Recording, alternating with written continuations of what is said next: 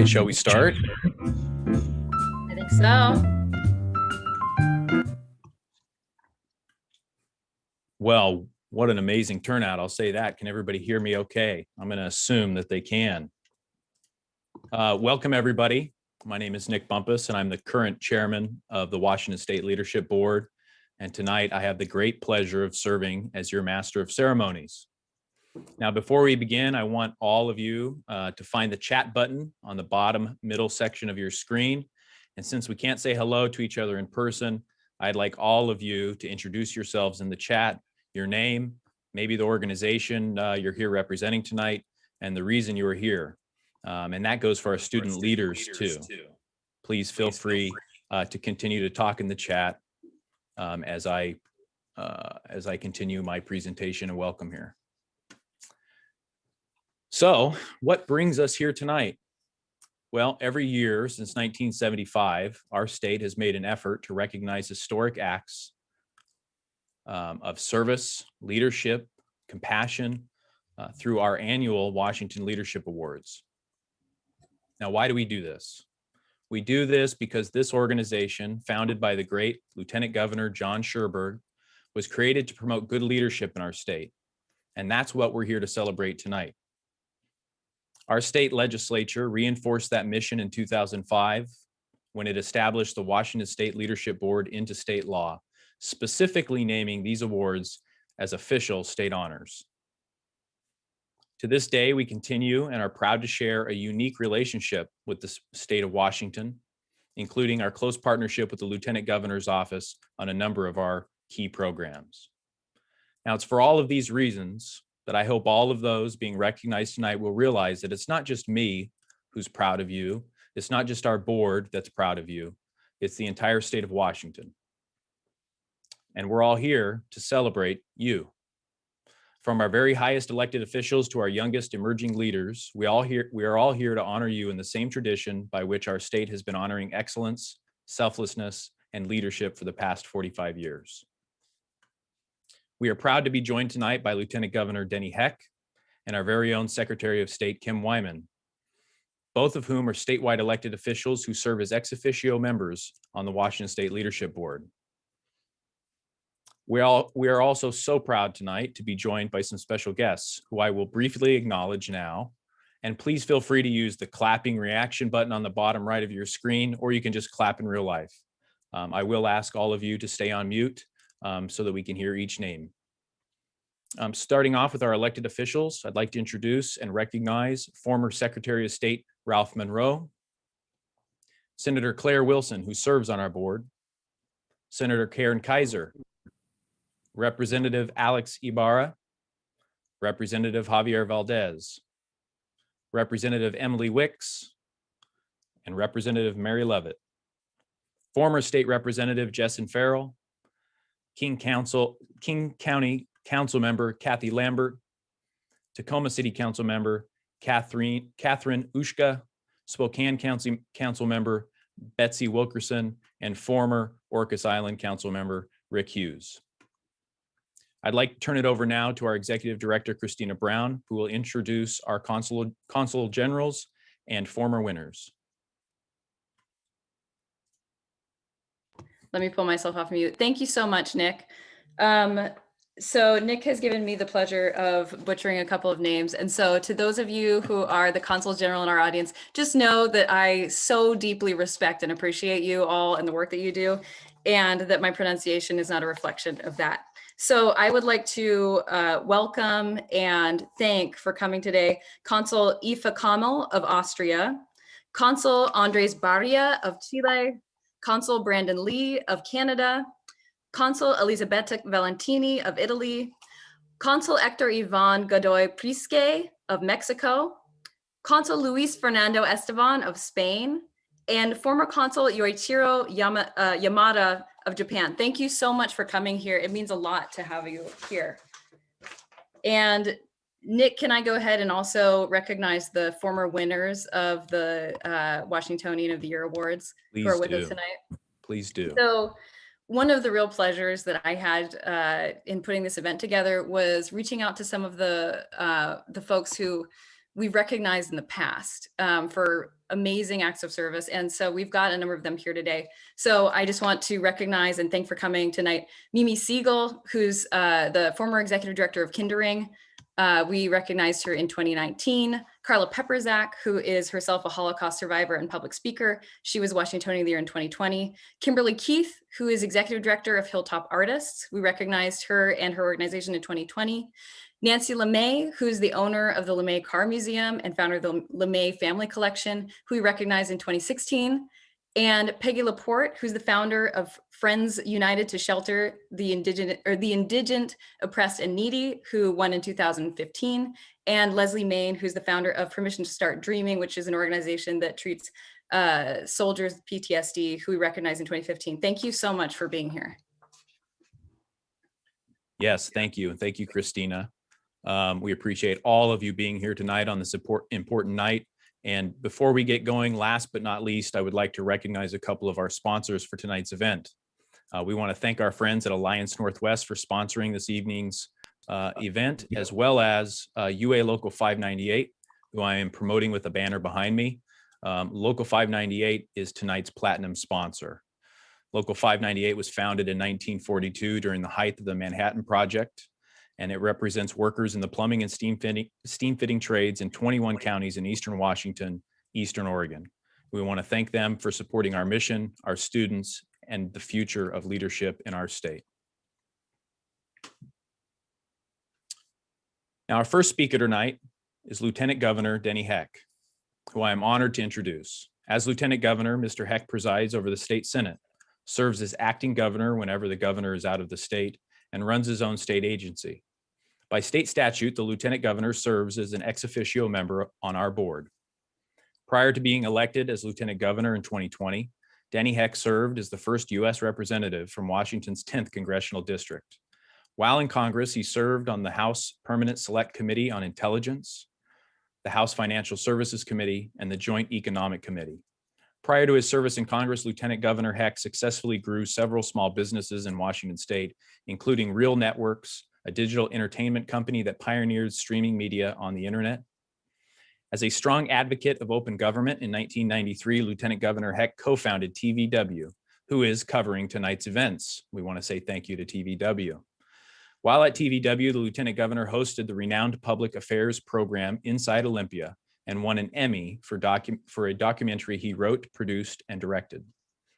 Early in his career, Lieutenant Governor Heck served in the State House of Representatives. Elected to 5 terms, he was chosen by his colleagues to serve as House Majority Leader before retiring in 1986. After his time in the legislature, he served as Chief of Staff to Governor Booth Gardner during his 2nd term. Born in Vancouver, Washington, Lieutenant Governor Heck earned his degree from the Evergreen State College.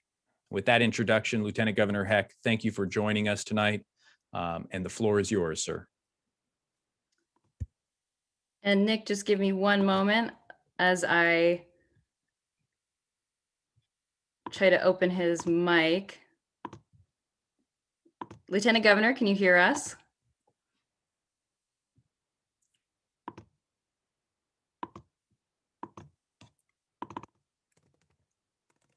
He may have to unmute it on his end. I think that is the issue. I apologize. I'm in contact with his staff who are working, as I understand it, furiously to unmute him. Well, it's 2021 and it's the reality of Zoom. So it really is. It really is.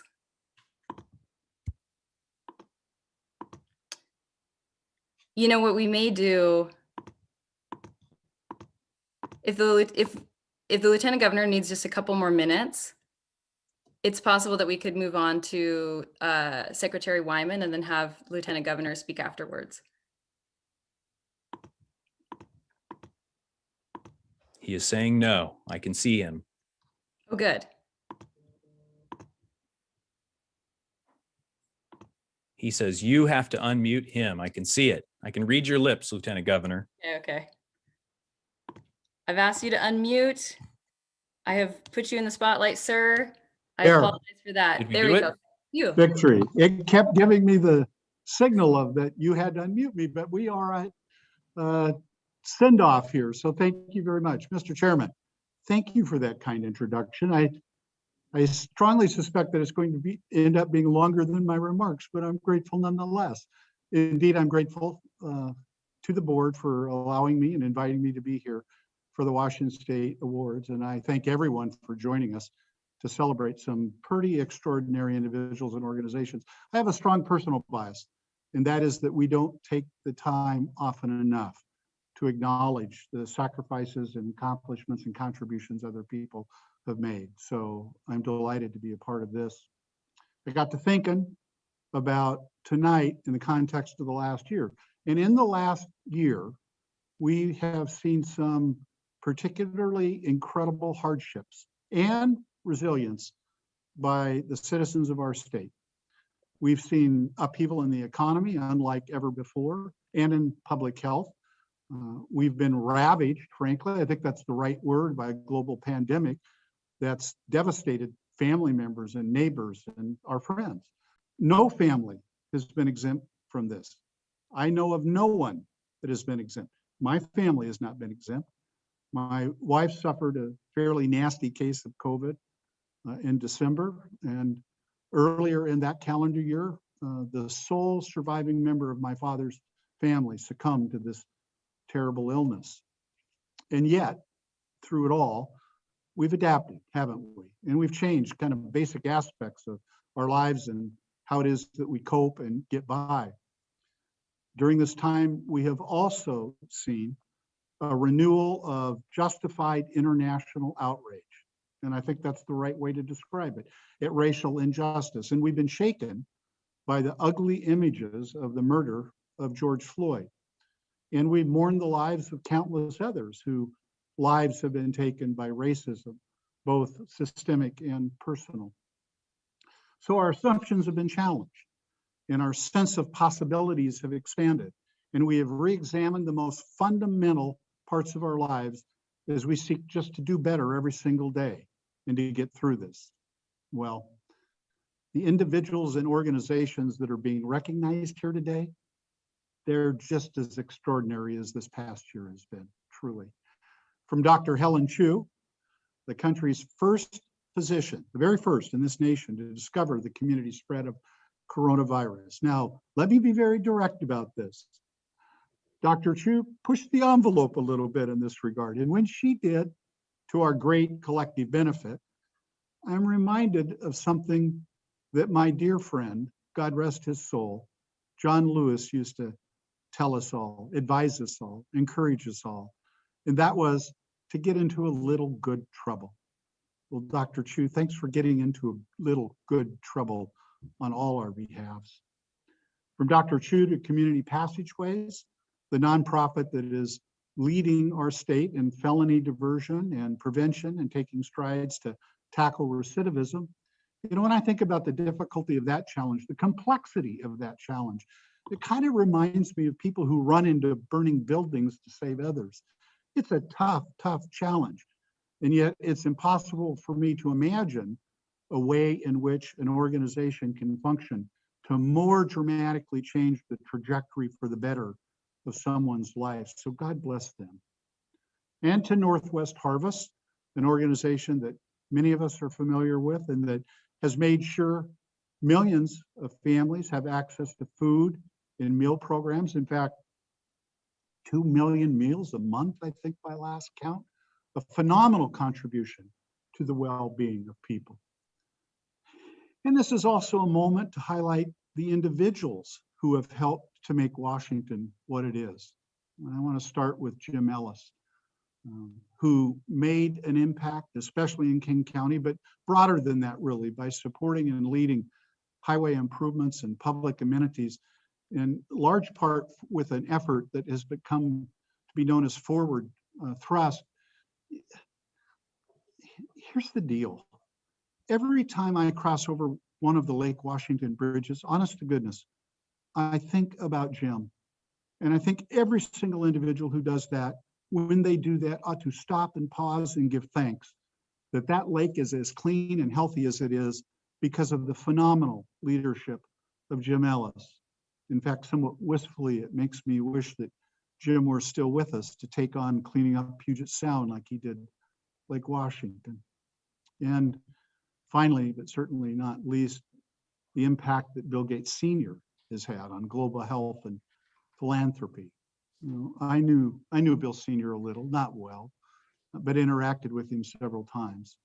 In fact, the chair alluded to my hosting the TVW program Inside Olympia. I interviewed Bill Sr. for that program once. It literally changed my life, and I mean that. He had just returned not too long ago from a trip to Africa. And he told me the story of meeting in these hovels with sex workers.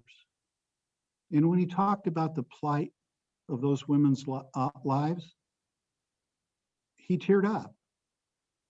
He clearly was deeply affected by it. And I am reminded that I think it was FDR said, the single greatest characteristic of leadership is empathy. Yet here across from me sat this bigger than life man, physically and in other ways, a titan in the legal profession, whose heart was so deeply affected by what these women were encountering with his empathy. What a great man. He was a great man. So as we're continuing into the next year, it's my wish that the spirit of resilience and perseverance infuse our jobs and our volunteer opportunities and communities, and that we take significant inspiration from these individuals and organizations who have made such a difference in the lives of so many, and to whom, frankly, we owe so very, very much. And with that, I thank you again, Mr. Chairman. Lieutenant Governor Heck, thank you. Thank you for the remarks, and thank you for the message that you shared. I couldn't agree more. Okay, Christina, moving on. We are also honored tonight to have a number of statewide elected officials serving on our board. Secretary of State Kim Wyman, who you may know is the woman who personally oversees our state elections and who once again ensured that we had a fair, accessible voting system in our state this past year, is one such member. Kim Wyman is Washington's 15th Secretary of State. First elected in 2012, she is the only second female Secretary of State in Washington's history. As head of one of the most diverse offices in state government, Secretary Wyman is responsible for overseeing state and local elections, corporation and charity filings, the Washington State Library, the Washington Talking Book and Braille Library, and the Washington State Archives. Prior to her election, she served as Thurston County Election Director for nearly a decade. She currently serves on many state and national boards, including this one, and enjoys mentoring students and is passionate about ensuring young people learn local history and understand how to engage with the civic process. A national leader in election administration, Secretary Wyman often shares Washington's award-winning, innovative election and cybersecurity practices with organizations across the country. Secretary Wyman graduated from California State University, Long Beach, and earned her master's degree in public administration from Troy State University. City University of Seattle awarded her an honorary doctorate in leadership in 2015. She received her SARA certification from the Election Center and Auburn University in 2004 and has been a Washington State certified election administrator since 1995. Without further ado, I'd like to welcome Secretary Wyman to the stage. And Nick, there we go. Actually, amazing timing. Thank you so much for joining us, Secretary Wyman. She actually just got it to work. Absolutely incredible timing. Whew.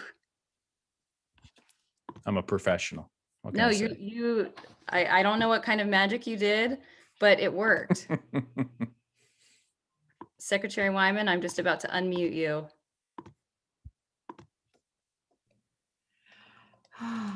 Well, hello. I apologize for having Zoom trouble, but I will make my remarks very quickly. I assume it's now time to say them. First, I just want to begin with a great appreciation on behalf of the state of Washington for the life-saving work of these honorees tonight. In a politically fractured time like this, there are values that we hold common in Washington State. They include selflessness, compassion, strong leadership. This is what Washington Leadership Awards are all about. This past year has put the issue of leadership itself in front and center. As a state on the move, we can do more to promote thoughtful leadership, and the more we do, the better. Having worked with this board over the past several years and having seen the deliberative process up close, I know exactly how hard the decision was to decide who to choose this year. But after a lengthy and thoughtful deliberative process, the board and I are completely confident with and proud of these awardees. I'm proud to be on this board and that it's committed to this mission of recognizing and cultivating good leadership. I know the student leaders who are participating in this event, and I believe these students are positioned to make just as significant an impact as the people we are recognizing today. So thank you for your patience tonight, and thank you for letting me be part of this wonderful ceremony. Thank you. Thank you very much, Secretary Wyman. Now, as a last introduction, before we get to our honorees, I want to share a little bit more with all of you about who we are at the Washington State Leadership Board. We've prepared a brief video for you tonight to give you a sense of what it is that our board does. And for that, I'll turn it over to our Executive Director, Christina Brown, to share that with you. Well, thank you so much. And thank you to both elected officials for joining us, especially with the really, truly clutch timing and immediate delivery. I really appreciate it. And I'll be really brief because I know that what we're all waiting for really is to recognize these honorees that we're so proud of. But I did want to take 1 second to sort of recognize the other side of the equation, which is tonight's all about recognizing leaders. And that's one of the things that we do at the Leadership Board. But the other side of the equation is cultivating leadership. And I wanted to take a moment to talk about that because unless you cultivate leadership and take care of it and invest in it, you don't have the great leaders to recognize like we do today. And so I just wanted to share with you some of the work that we're doing to cultivate equitable, thoughtful, effective leaders, especially among young people in our state, which is really the heart of the work that we do.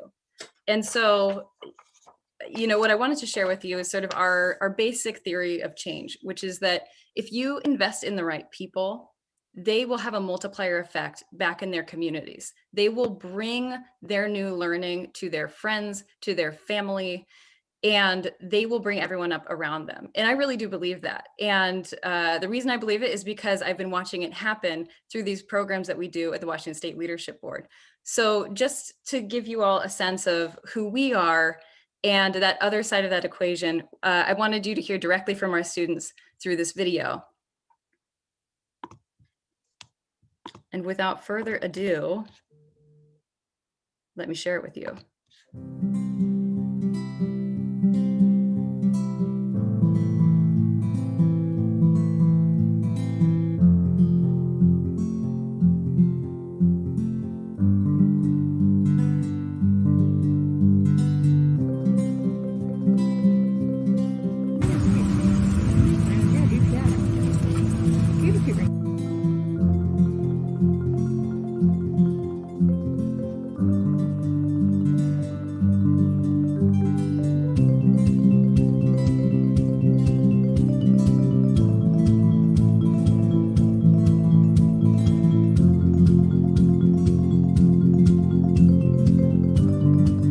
Welcome to the Legislative Youth Advisory Council interview with Governor Inslee. The council is the official youth advisory body to the state legislature and is comprised of youth from around the state who work with legislators and in their communities to represent the perspectives of young people. Well, I want to thank the council here for allowing me to say hello. I want to thank you for your leadership. I think we've made some wise decisions by encouraging young people to participate.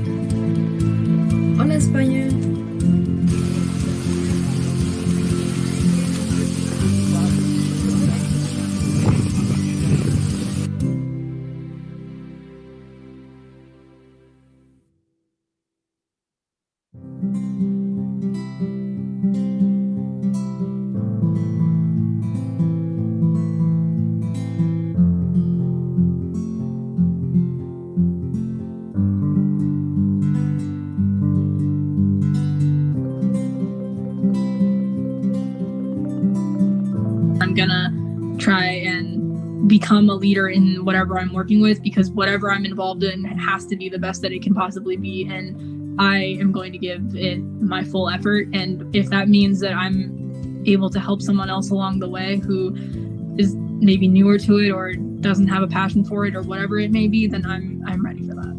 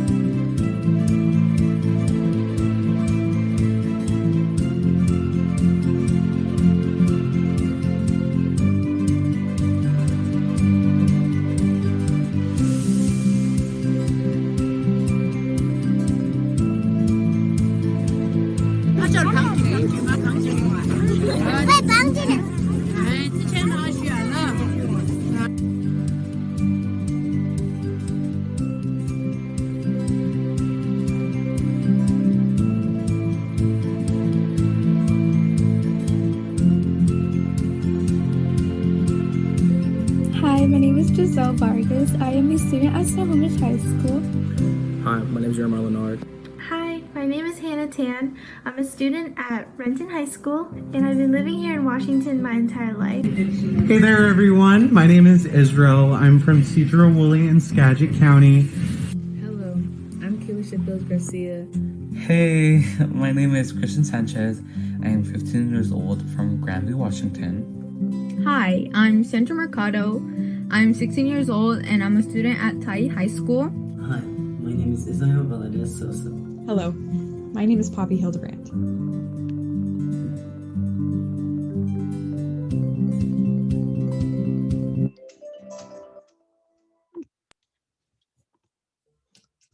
Thank you, Christina. Thank you. It's a fantastic video. Well, thank Audrey for that.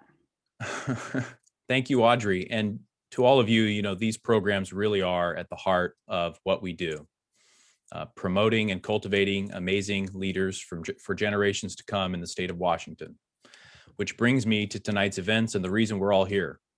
I'd like to invite each of the honorees to the stage one by one so that they may each say a few words and receive their award tonight.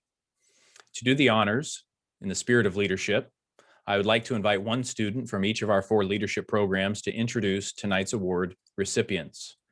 I am honored and excited to introduce Charlie, who will introduce our first awardee.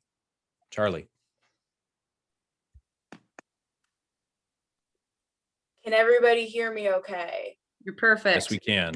Yay! Okay. Hello, everyone. My name is Charlie Fisher, and I'm a member of the Legislative Youth Advisory Council, the official voice of youth to the Washington State Legislature. It is my honor to introduce Dr. Helen Chu this evening. You may know her as the first physician in the United States to discover community spread of the coronavirus. I want to tell you a little bit about that, but let me just say, as a young woman, I aspire to be a strong woman and a change maker like Dr. Chu one day. Helen Chu is a board certified physician with UW Medicine and a UW assistant professor of medicine and allergy and infectious diseases, as well as an adjunct assistant professor of epidemiology.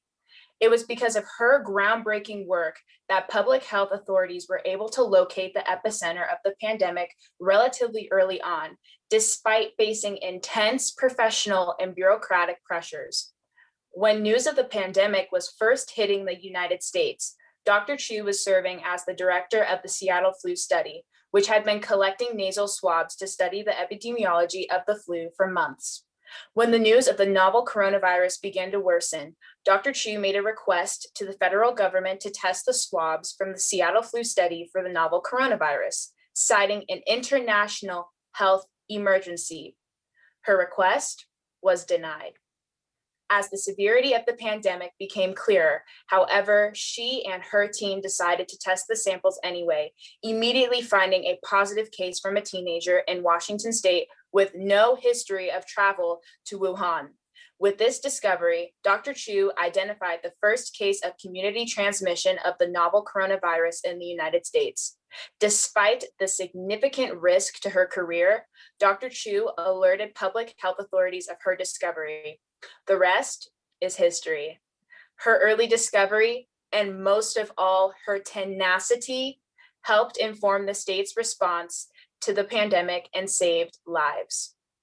Today, Dr. Chu continues to spearhead critical research as well as more programmatic work to help monitor and stem the spread of the virus.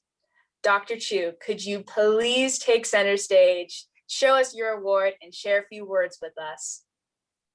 Thank you so much, Ms. Fisher. It is such a pleasure to be here today, and thank you for that, such a kind introduction. And here's the award. Thank you for Christina for coming all the way to the lab to deliver it.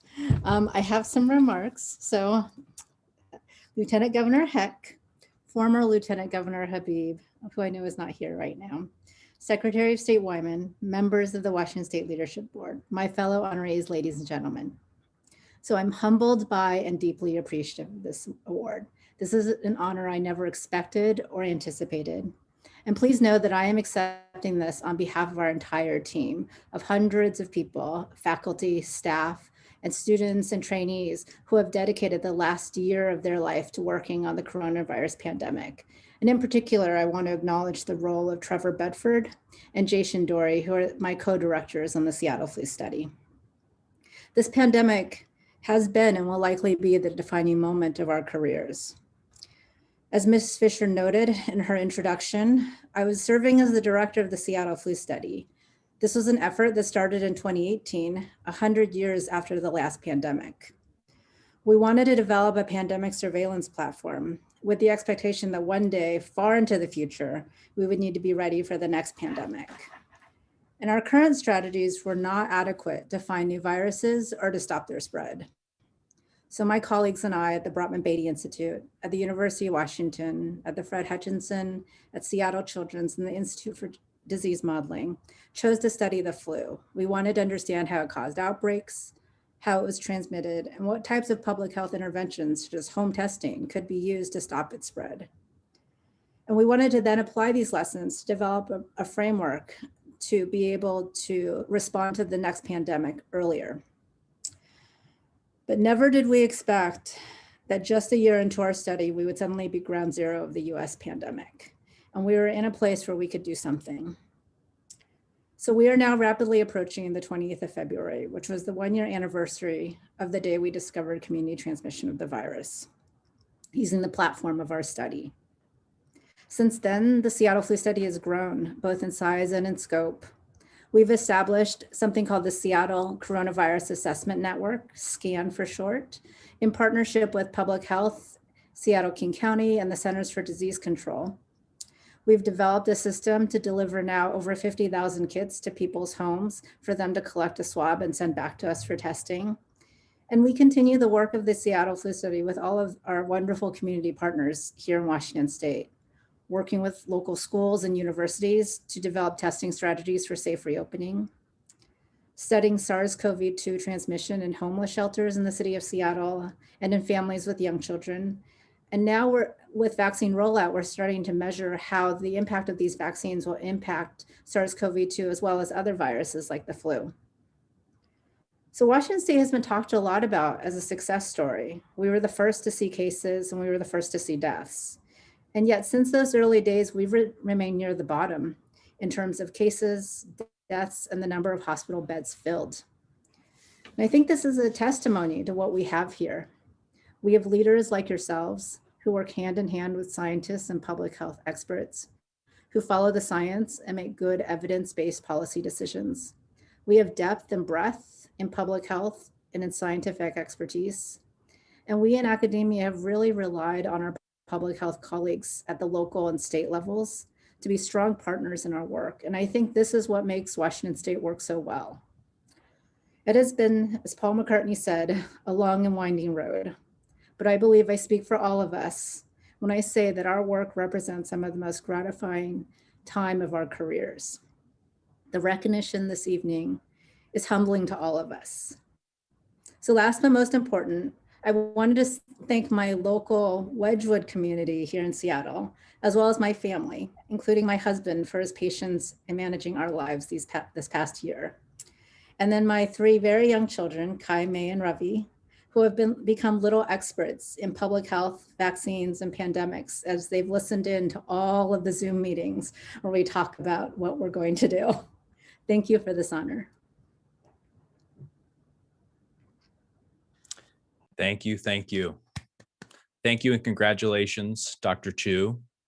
And as an added surprise, this year we are continuing to fulfill the tradition of bestowing the state flag to the Washingtonian of the Year. The flag that you see in Christina Brown's background came from Secretary Wyman's office. It is a flag that has actually been flown over our state's capital, and we will be sending that to you after the event. Congratulations. And thank you.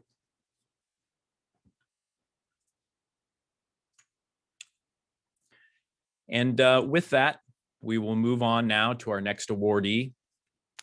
Brian Conde-Martinez, could you please introduce the Washington State Organization of the Year? Absolutely, I would love to. Before that, just a quick mic check, make sure everyone can hear me. Thumbs up. All righty, awesome. Well, I'll get right into it. Hello.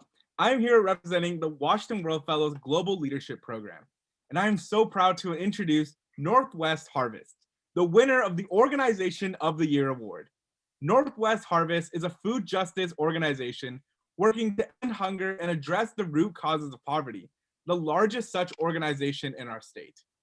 They provide equitable access to nutritious food by partnering with 375 food banks, meal programs, and schools to distribute food to the people who need it in every county across the state of Washington. In addition to delivering much needed food aid to families, Northwest Harvest also work at the systemic level to change policy and practices that perpetuate racism and inequity. As the coronavirus pandemic has continued to drive food insecurity, Northwest Harvest has undertaken a massive increase in food distribution and is piloting new initiatives, including direct cash assistance and grocery voucher cards, to meet the unprecedented need. Now, it is no exaggeration to say that with their millions of meals delivered this past year, Northwest Harvest has saved lives. Today, accepting the Organization of the Year awards on behalf of Northwest Harvest, we are honored to have James Gibbs, Chief of Staff at Northwest Harvest. James Gibbs began his career with Northwest Harvest in February of 2001, recently marking his 20th anniversary with the organization. James has held many positions at Northwest Harvest, from receptionist to executive administrator to HR manager to his current position of Chief of Staff.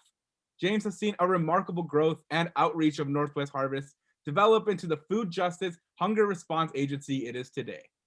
Before coming to Northwest Harvest, James was the managing director / festival coordinator of the Seattle International Film Festival and worked in leadership at the Palm Springs and Hamptons International Film Festivals as well. Originally from Minnesota, James has lived in Seattle for almost 30 years and currently enjoys living life on First Hill with his husband, Valentino. Thank you so much, Brian, for that introduction and for the work you are doing in the state's Youth Leadership Program. I'm delivering these remarks on behalf of Thomas Reynolds, Northwest Harvest CEO. Thomas is very sorry he cannot be here tonight. He's been out of the country advising the startup food bank in the country of Georgia. I know Thomas very much wanted to be here. First, I want to express how deeply honored every one of us at Northwest Harvest feels in receiving this award. Thank you to the Lieutenant Governor and the Washington Leadership Board for what they do to lift up and recognize the work and impact of so many public service organizations and individuals. And congratulations to our fellow awardees as well. This award goes to the people who make our work possible, our dedicated staff and volunteers across the state of Washington, and our board, many of whom have lived experience with food insecurity themselves. It also goes to so many of you out there who support our mission. This past year, as Washingtonians experienced the double whammy impact of the coronavirus pandemic on our economy and our health, our team worked relentlessly to address the greatest food insecurity crisis in generations. The COVID pandemic is continuing to wreak havoc on our communities here in Washington, and so is hunger. The difference is there's no vaccine on the way for hunger. The massive job loss has driven food insecurity to double from 800,000 people before the pandemic outbreak to close to 2.5 million Washingtonians who are struggling to cover basic household expenses today. Food banks and meal programs have seen a 300% increase in demand. But thanks to a tidal wave of support from so many Washingtonians who stepped up to donate, to volunteer for virtual food drives, to advocate for federal and state funding to ensure access to nutritious food for all, we were able to meet the needs of our neighbors in every county of the state, one family at a time. But our work is far from done. Hunger is not just the absence of food, it is the absence of justice. At Northwest Harvest, we are redoubling our work to address the root causes of poverty and hunger. We are working to build a movement to change policy and practices that perpetuate racism and inequity, and to direct investment into expanding opportunity and justice. We prize respect and dignity and believe access to nutritious food should be a human right, no questions asked. Thank you again so much for this award and this incredible show of support for our work. Thank you. Thank you, James, and congratulations again to yourself and to Northwest Harvest, and thank you for what you do. I am now proud to recognize Ritika Khanal, who will introduce us to this year's Justice for All Award winner. Ritika, go ahead. All right. So hi, everyone. It's so good to be here with you tonight, even if it is over the interwebs, a year like no other. But my name is Ritika Khanal, and I'm here tonight representing Boundless Washington, which is an outdoors leadership program designed for young people with disabilities. But what I'm really excited about is that tonight I have the honor of introducing the winner for the Justice for All Award. As Lieutenant Governor Heck mentioned earlier, this year has been challenging in every sense of the word, really, but it is so important to stop and recognize the true superheroes of our communities who continue advancing racial and social justice issues and changing lives year after year, no matter what challenges come their way. My honoree, Community Passageways, has been doing this since its founding. Community Passageways is a Seattle-based nonprofit organization with the goal of reaching zero youth incarceration. As a felony diversion and prevention organization, Community Passageways operates a myriad of programs focused on leadership, mental and behavioral health, and wraparound services. Part of the secret to Community Passageways' success, though, is that their staff have credibility with the people they serve, because they employ people who have personal experiences navigating the school to prison pipeline. Since its founding, Community Passageways has worked with many young people facing charges, 70% of whom receive no prison time while remaining engaged with the program and in the community. So that shows you how much and how important their work is. The organization's founder, Dominique Coach Dom Davis, will be accepting the Justice for All Award on behalf of his organization. Now, when I heard Coach Dom's story, I was so inspired because he is living proof and such amazing examples to all of us that no matter how tight of a corner you're in, no matter how much adversity you have to overcome, you can come out on top and make a profound impact on the world. You see, some 20 years ago, Mr. Davis left drug dealing behind and reinvented himself as a football coach. But when he saw young people dropping out of the school system because of drugs and gangs, he couldn't stand by and watch. He devoted himself to opening doors to kids, creating opportunities to lead them to healthier futures.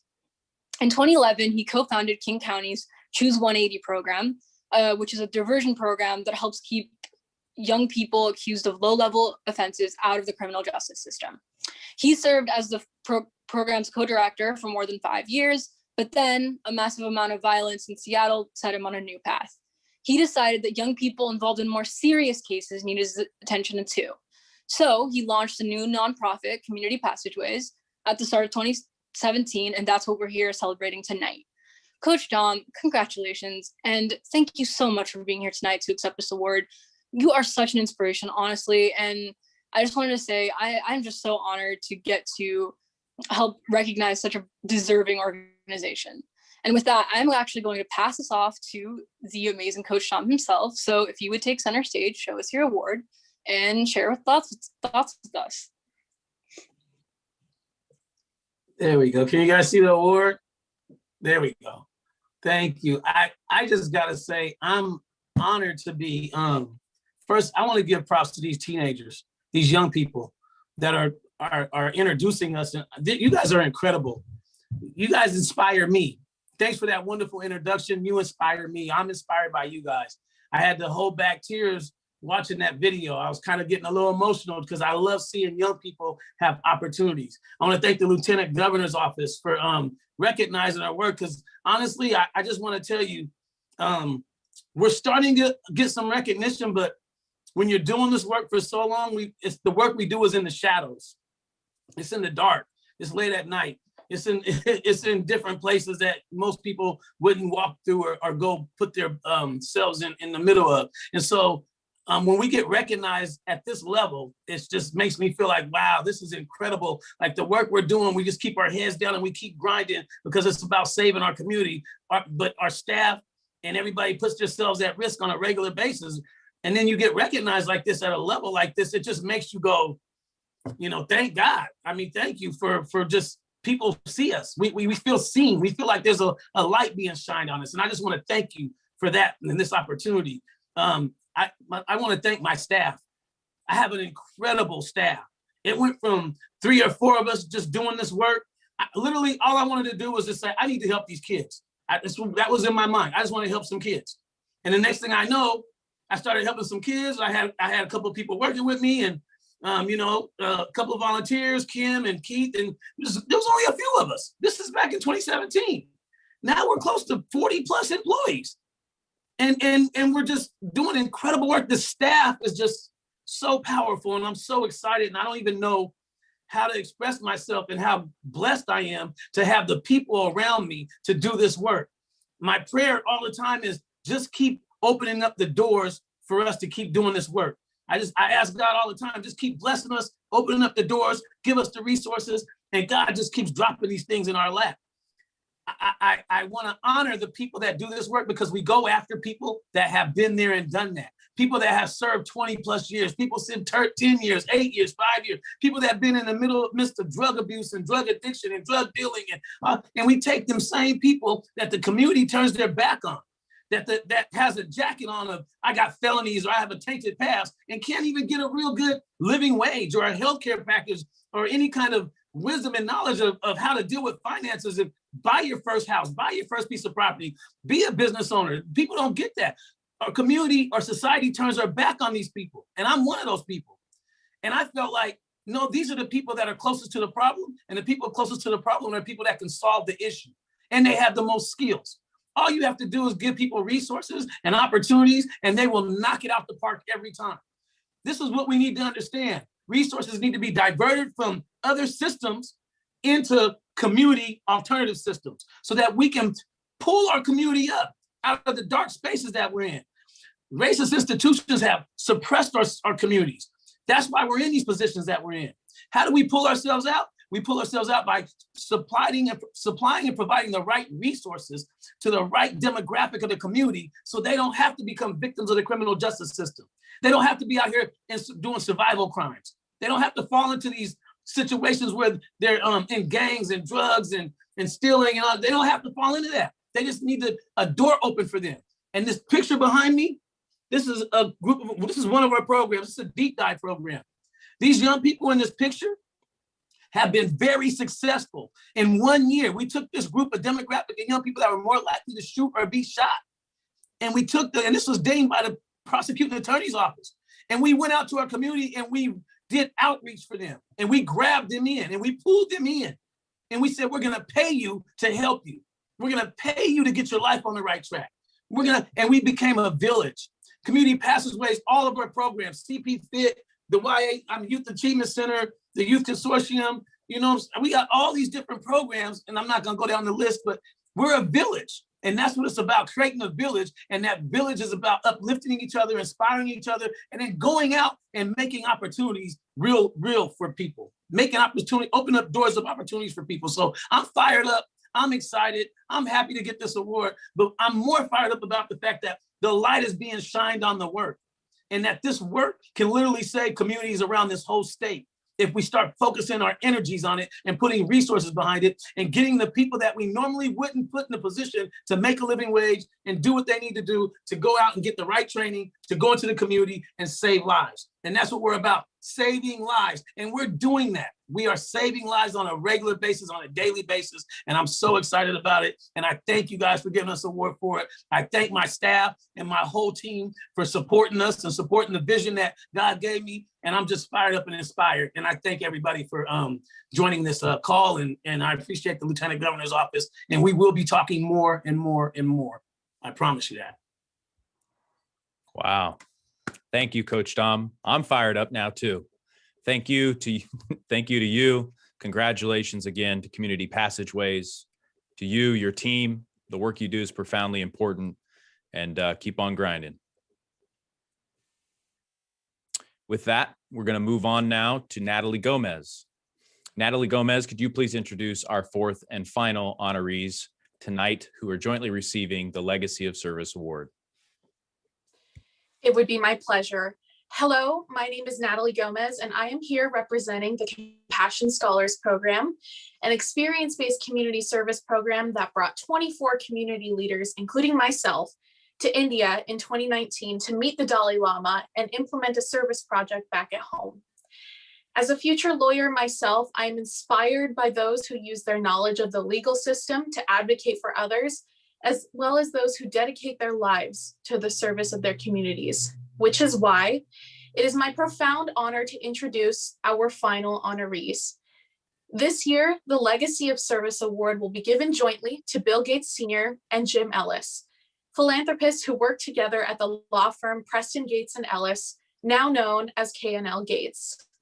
First, I will introduce you all to the late and great Jim Ellis, who passed away on October 22nd, 2019. Mr. Ellis was a celebrated advocate for civic causes and the environment. His environmental causes were many, but he will be remembered as a leader in the 1950s cleanup of Lake Washington, which was described before the cleanup as looking like split pea soup, and is now a beacon of the Pacific Northwest. He also founded the Mountain to Sound Greenway Trust, a nonprofit dedicated to preserving 1.5 million acres of land, most of it public, around the I-90 corridor between Seattle and Ellensburg. In terms of civic ventures, Ellis's legacy lives on. Among other accomplishments, he established the municipality of Metropolitan Seattle, the predecessor to King County Metro, which today is one of the largest transit bus agencies in the United States. Accepting this award on his behalf is our friend and Jim Ellis's son, Bob Ellis. Bob himself is an incredible pillar in the community.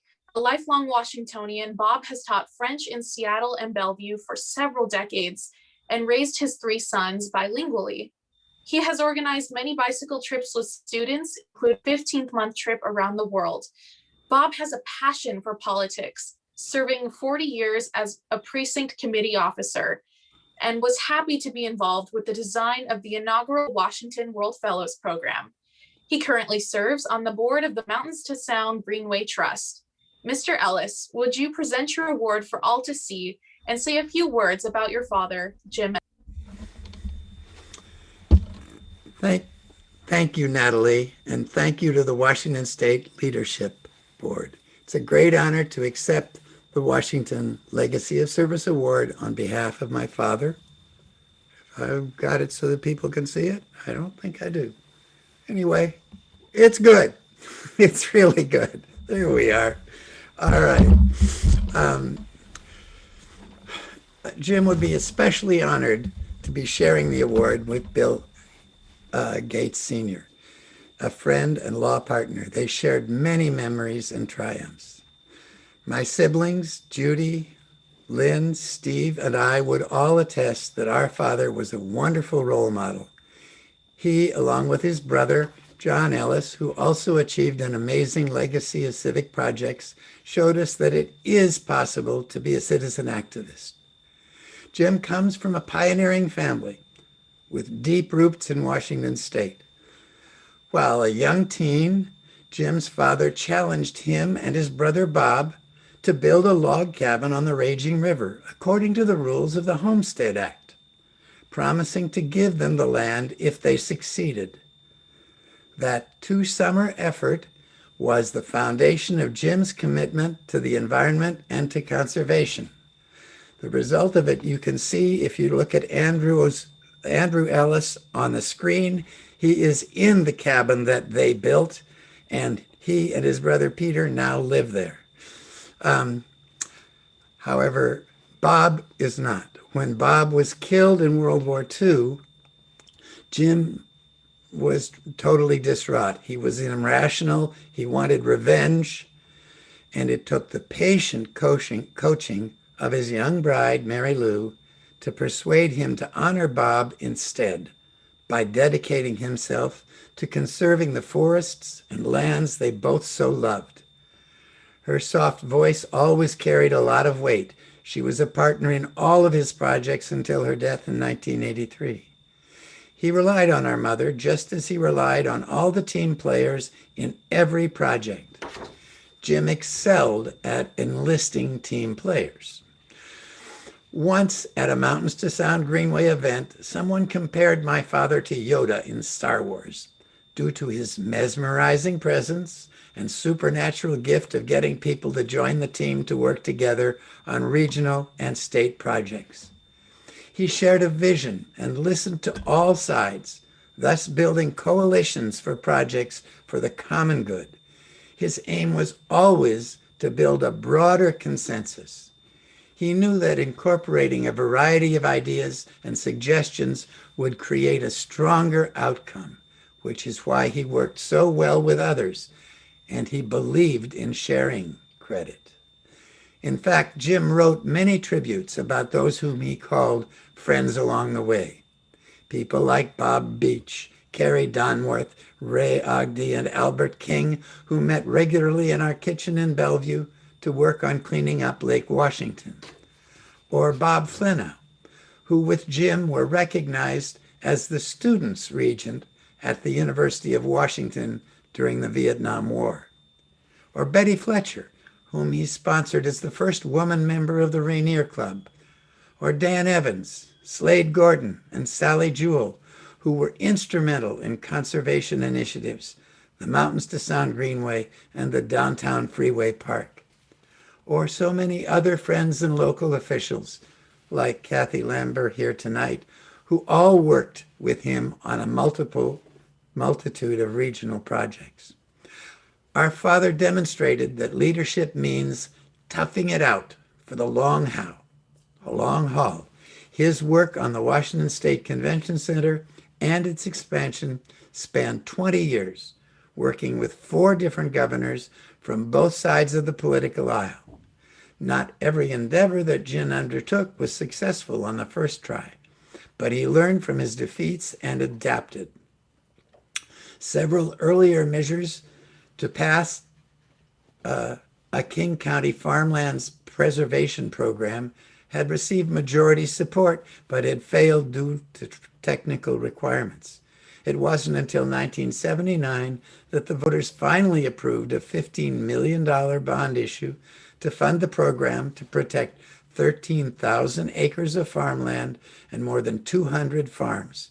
He was all about perseverance. The keys to Jim's civic successes were indeed long-range vision and purpose, perseverance and collaboration, and enlisting the support of family and friends. I want to leave you with a quote from Jim's Corden Faulkner lecture that he presented in 1990, discussing survival tips for part-time activists. He said, The value of any reform hinges on the depth of perception and commitment which is brought to the process. A careful mind and a caring heart are both needed. The Washington State Leadership Board and the programs it supports are doing a marvelous job cultivating leadership by fostering careful minds and caring hearts in today's emerging leaders, and we're seeing them here today. Our family thanks you again for this award and for all that you do. Thank you, Bob.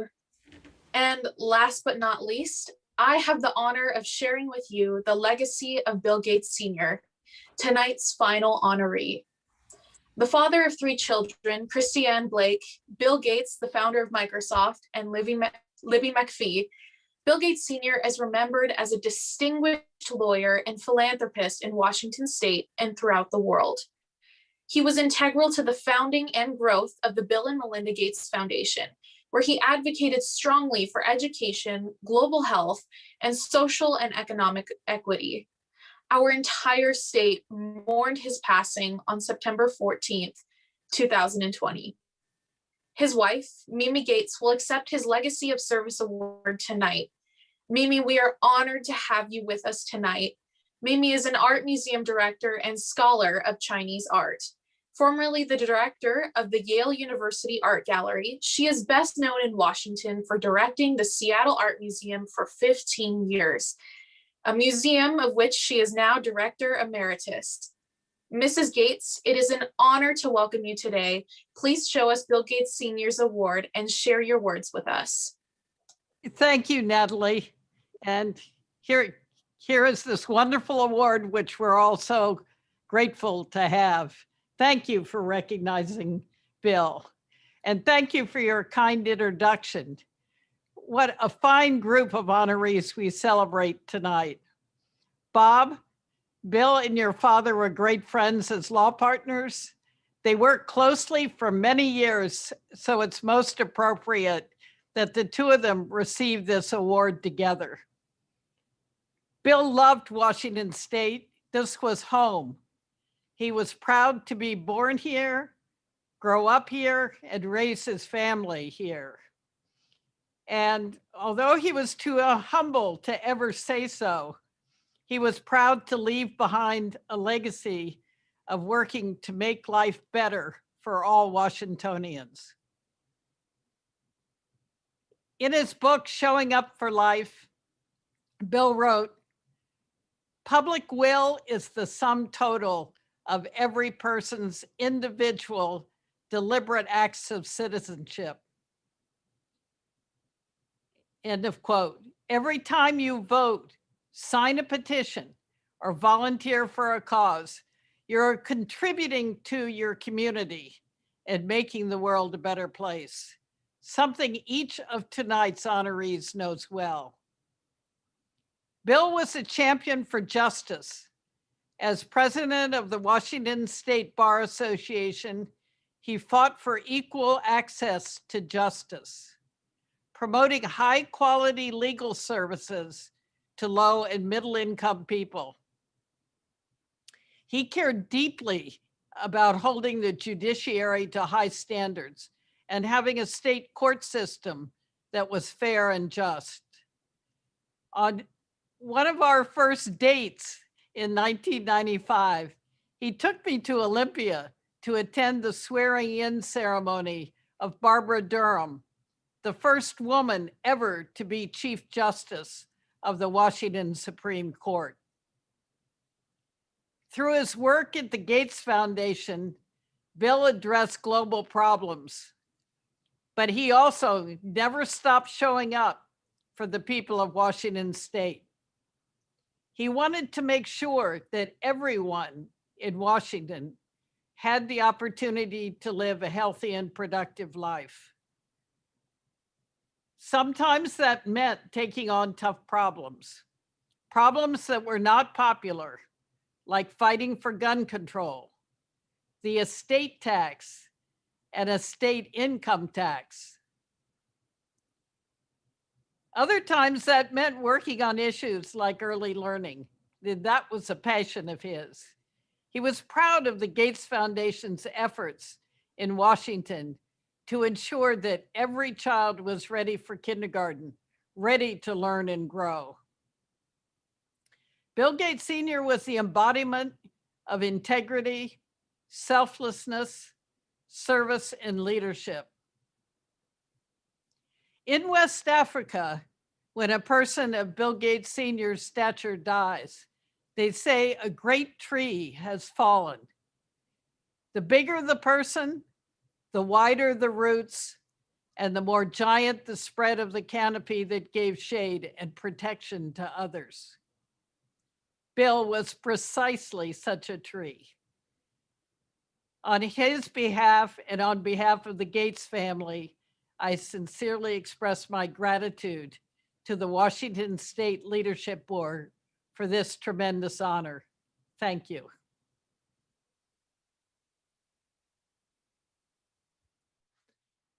Thank you, Mrs. Gates. Thank you, Bob Ellis.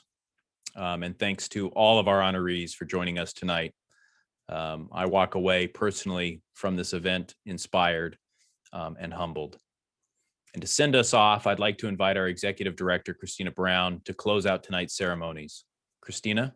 Thank you, Nick. And I just want to reiterate that as well. It is so, I mean, of course, I've met most of you in person, but it is so lovely to have this moment with all of you and to have so many people here from all over the state able to recognize what you've done and to hear your stories. So I really, it's really quite moving for me. And I just wanted to close with one thing, which is I think we've heard from a number of people today, something that I think a lot of us have been thinking about over this past year, which is the importance of good leadership and the question of what can I do and what can we do to promote that going forward? And what do we owe the world?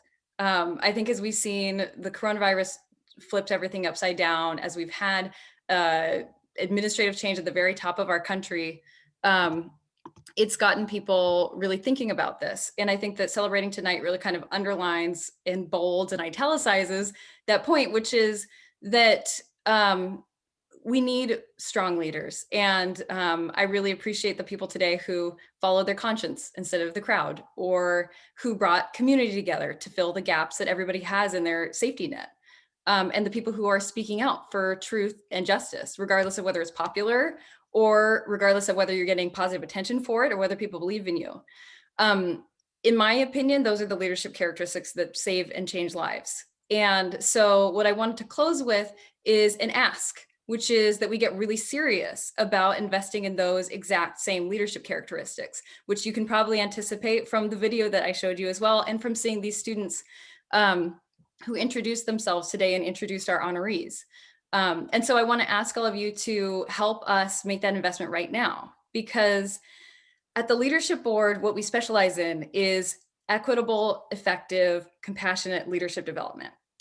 We pick students who we believe and we have seen have that multiplier effect that I was talking about earlier.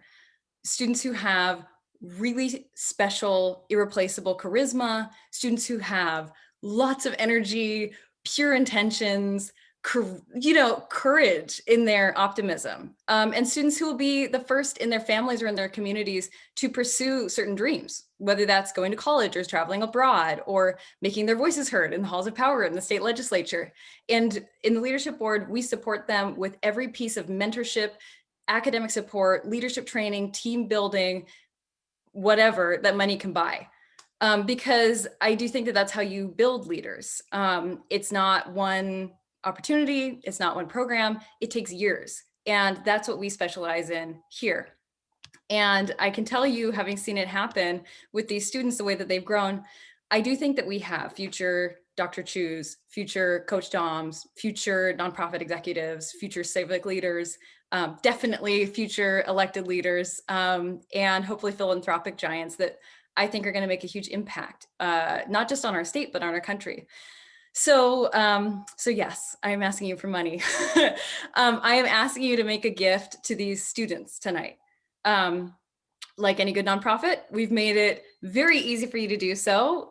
You can find the link in the event chat, or you can just text the word leaders with an S to 707070. All roads lead straight to our students. And thanks to the support that we do get from the state of Washington, 100% of your donation goes to our programs. The only other piece of this that I wanted to leave you with is an explanation as to why I wanted to be the one to ask you for that support. And the reason for that is that I have sort of a unique position on the board in that I have worked on these programs since the very beginning for most of them. And so I've had the benefit of getting to know these students extremely well. And I'm about to embarrass them. So for the students that are on the call, of which I know there are many, just close your ears, close your eyes, don't listen. Because it's really corny, but it's true. We pick students who aren't just talented or ambitious, although pretty much all of them are all those things.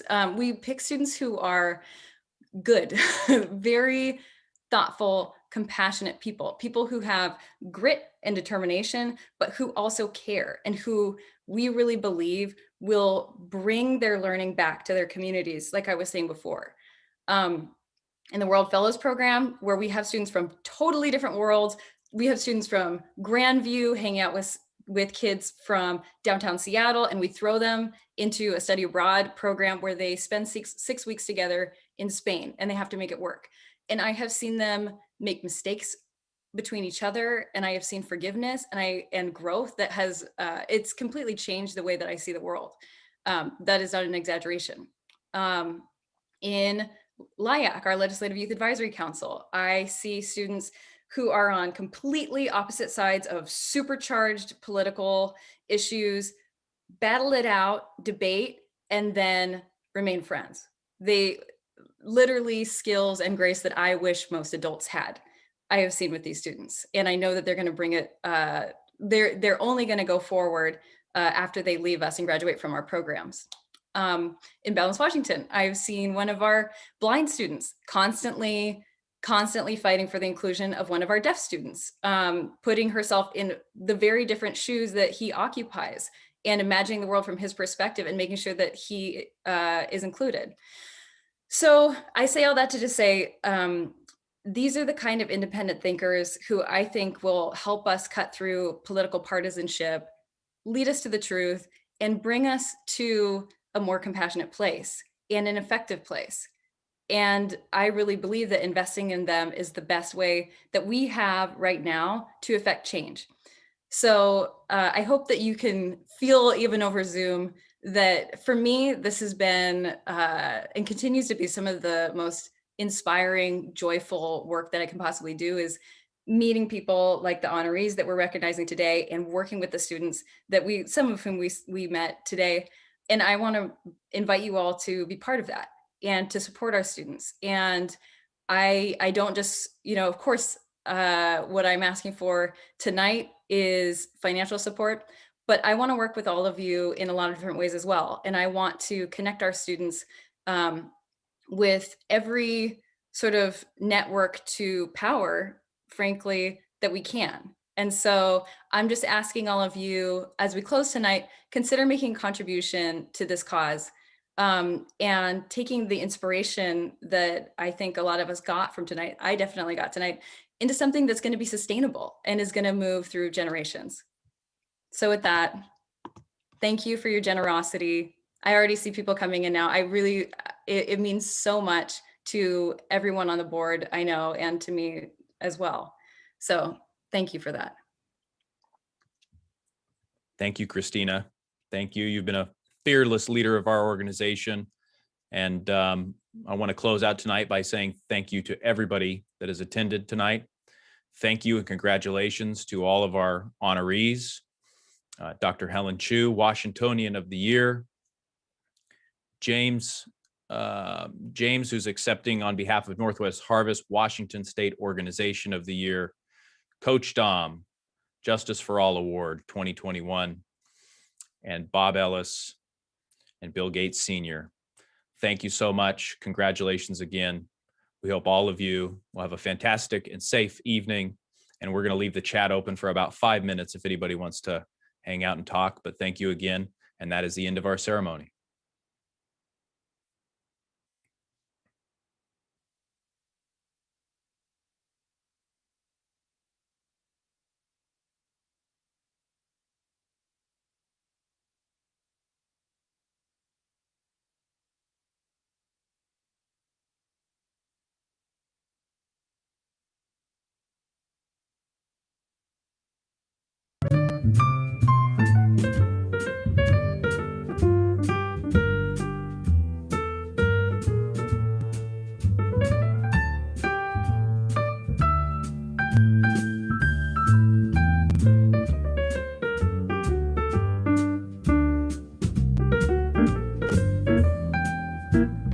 you.